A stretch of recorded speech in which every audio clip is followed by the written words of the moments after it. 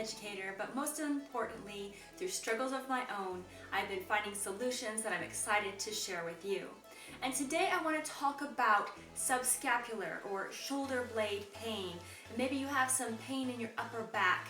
Well, I have, and I want to share with you what I have learned along the way. Hopefully this will bring value to you in your journey. If you or you know someone who has any kind of back pain or upper back pain, I'd love to hear from you. Leave a comment and please share this with anyone you know who you think will bring value to. So please please share. I'd like to bring as much value to as many people as I can. So today I want to talk about subscapular pain. And this is a really important topic for me right now because, as many of you know, I have been required by the doctor's orders a couple of months ago to do rest and recovery because my shoulder blades were needing to have some rest and recovery. So maybe you remember my live back earlier in this year about hormesis. And we use this word to talk about how we want to push our body as far as we can, but if we go too far, we cause injury. And that's really important to keep in mind. And I did do some things that cause injury. Hello, hello, hello. Can you guys hear me okay? Can you hear me? Okay, looks like everyone can hear me, cool. So this is hormesis, when we're able to manage the benefit of an exercise without getting the injury. So in my situation, I had a few things contributing, but one of the main things that contributed to my injury was that I decided to move a railroad tie doing some landscaping. And I didn't realize how heavy it was. And so I thought that if I was going to lift with my legs, that it would be fine for me to lift this railroad tie and move it to where I needed it to be. Well, come to find out, the railroad tie was between 200 and 300 pounds. I did not expect that for one. And what happened is, as I lifted with my legs, I could feel my shoulder blades pop out. So step number one, guys, we all have heard so many times that we want to protect our back by lifting with our legs. But what I feel after this experience is highly neglected in telling people and educating people about safe lifting is not only do we want to lift with our legs, but you also want to bring your shoulder blades back as much as possible. Because like in my case, my shoulder blades were the weak point, and while my legs could lift the railroad tie, my shoulder blades could not maintain a healthy structure, and I believe that was a huge contributor to the injury that I have now. I also want to talk to you about the structural component, and I always recommend my clients, as we work through different kinds of pain, especially in the back area, to go and see a chiropractor. Now, when we talk about muscles, this can contribute to pain. Oftentimes we have a tight muscle or a muscle imbalance that we have to work with in the back to relieve pain, especially now that so many of us are doing our work from home online. We're getting things like TextNet. But I can only do so much. You can only do so much by retraining and stretching your muscles, doing self-myofascial release, things like this, before you hit a barrier if your spine is not in line.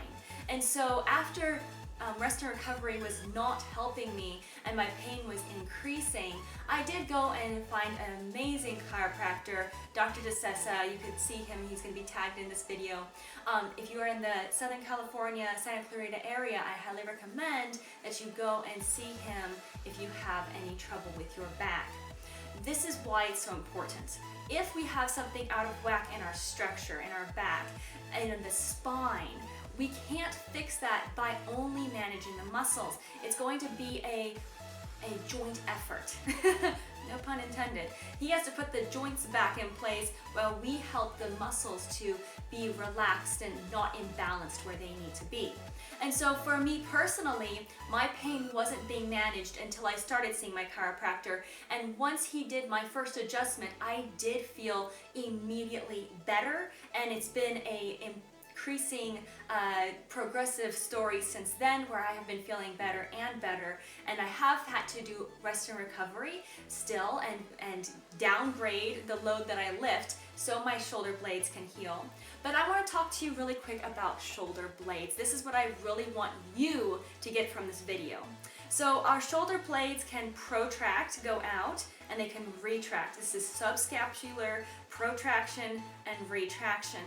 And because most of our life is lived in front of us, and we end up doing this hunch thing, and it can get worse and worse, and it can develop into kyphosis. So really important to catch this as soon as you can.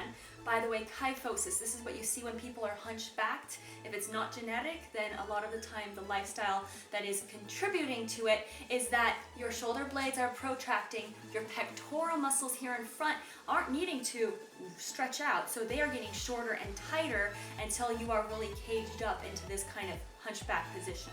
So it's very important that we focus on retracting, pulling our shoulder blades together in the back as much as possible. So you're thinking about, like, if you were to put like a pencil between your shoulder blades, and can you squeeze that pencil by bringing your shoulders back. So I'm going to show you now a few exercises that I've been doing that might help you to strengthen your shoulder blade muscles so that way you can retract better, which of course helps to contribute to the stretching of the tight pectoral muscles, which we all seem to be a victim of from our modern lifestyle. So one of my first and favorite ones is just a really simple one with a very light band. We're not trying to do a lot of resistance exercise. This is a little bit more on the stretch level. You want to be able to bring your arms really far apart. So good weight-bearing posture like always, or Tai Chi stance.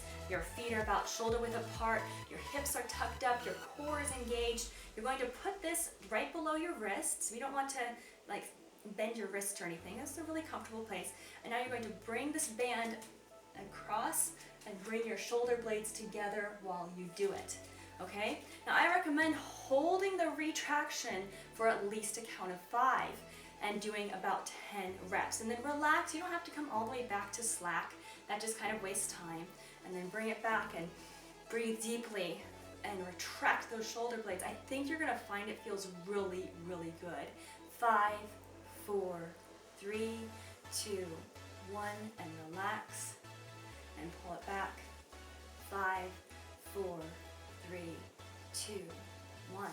And I want you guys to also think about, you don't want your shoulder blades to come up. We're not doing the shoulder blade up here, so look in the mirror while you're doing your exercises. Your mirror is your immediate feedback. If you don't have a trainer standing there all the time with you correcting all of the things, you need to be looking in a mirror. Shoulder blades need to stay down, arms need to go back, and you need to watch your arms, because oftentimes if we're struggling with a muscular imbalance, one arm is not going to go back as far as the other, and you won't even know it unless you're looking in the mirror. So make sure you're looking in the mirror for that.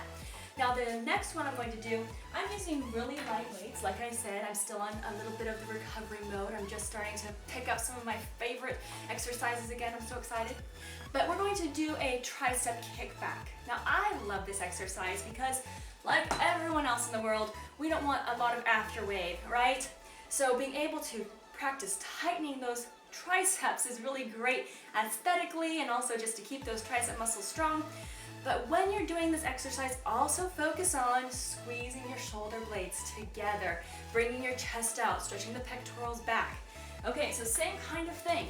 We're going to kick back and hold. 5, 4, 3, 2, 1. Relax. And you can just kind of pulse it right there. 5, 4, 3, 2, 1. You don't need to waste a lot of energy swinging it. Definitely do not swing it. You want this to be a muscular retraction. So go ahead and do at least about 10 of those in your exercise routine as well.